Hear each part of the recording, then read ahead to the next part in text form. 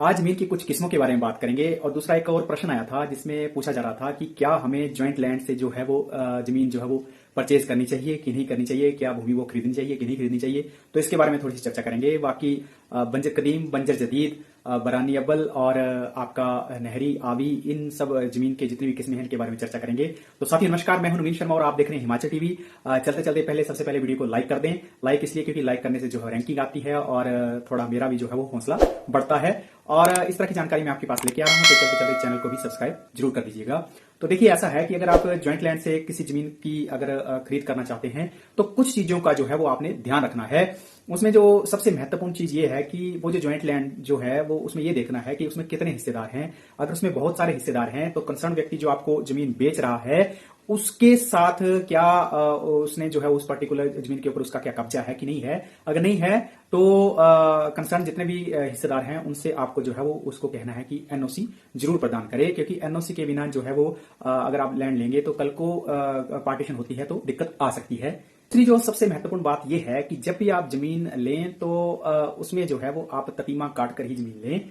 क्योंकि in future में जब आप उसका ततीमा जो आपको काटा गया होगा तो उसमें कल को जब आप पोजेशन की बात आएगी, अगर इन फ्यूचर उसकी तकसीम होती है आने वाले कुछ समय के बाद जो है, तो उसमें फिर आपका जो है वो कागजों के ऊपर और मौके के ऊपर जो है वो पर्टिकुलर जो है वो सही पोजेशन होना जरूरी है। इसके साथ एक और चीज है कि जब भी जमीन की खरीद फरोख्त हो तो उसमें जो कंसर्न वहां की लोकल जो कुछ जैसे आपका कोई बन्नेदार है या गांव के कुछ मोतबर व्यक्ति हैं, जैसे प्रधान आ गया, उप प्रधान आ गया या नंबरदार हैं, उनसे जो है वो जमीन के मालिक के बारे में थोड़ी सी जो है वो आप एक तहकीकात कर लें। क्योंकि उनका किस तरह से व्यवहार है, क्या उन्होंने पहले ये प्लॉट किसी को बेच तो नहीं रखा है। ये सारी चीजें जो है एक लोकल इंक्वायरी आपने कर लेनी है, क्योंकि जब भी आप प्लॉट लेते हैं तो मुश्तरका जमीन में एक ही दिक्कत रहती है कि दिखाया कुछ और जाता है और जब आपने प्लॉट खरीद लिया तो उसके बाद जब पोजेशन की बारी आती है तो उसमें बहुत सारी जो है वेरिएबिलिटीज रह जाती हैं।